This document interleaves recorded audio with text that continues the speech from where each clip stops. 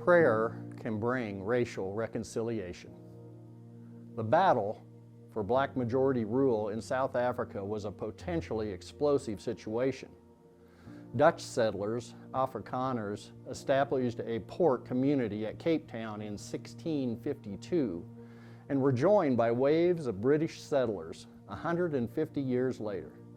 With superior wealth and technology, the European settlers displaced indigenous rulers and began to develop the country along Western models. Discovery of gold and diamonds created great wealth for the whites who controlled virtually all the levels of power: government, business, professions, military, police. In 1948, they implemented a harsh system of racial privilege known as apartheid.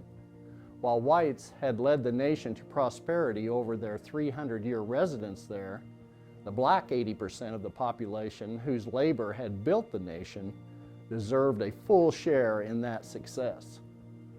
In 1961, an Anglican pastor, Michael Cassidy, launched a racial reconciliation movement in the church and the nation. Cassidy organized the first biracial conference of the Dutch Reformed Church, one of the key institutions of Afrikaner power.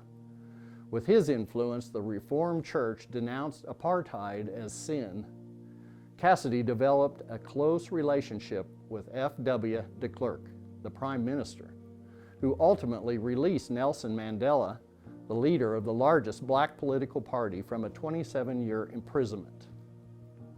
An election was set for April 27, 1994, to end apartheid.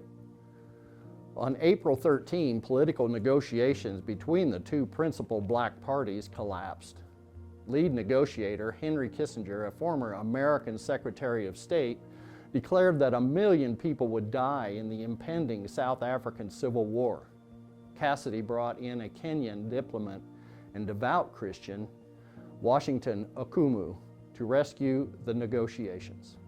Cassidy rented a soccer stadium in Durban and organized a 25,000-person April 17th prayer rally for peace. Okumu, Mandela, and Zulu chief Buthelezi attended the prayer meeting and agreed on a political compromise at the stadium. The election was held on the 27th, and not one person was killed by violence. 34 years of prayer and active bridge building by Michael Cassidy spared South Africa the bloodletting which accompanied transitions to indigenous governments all over Africa.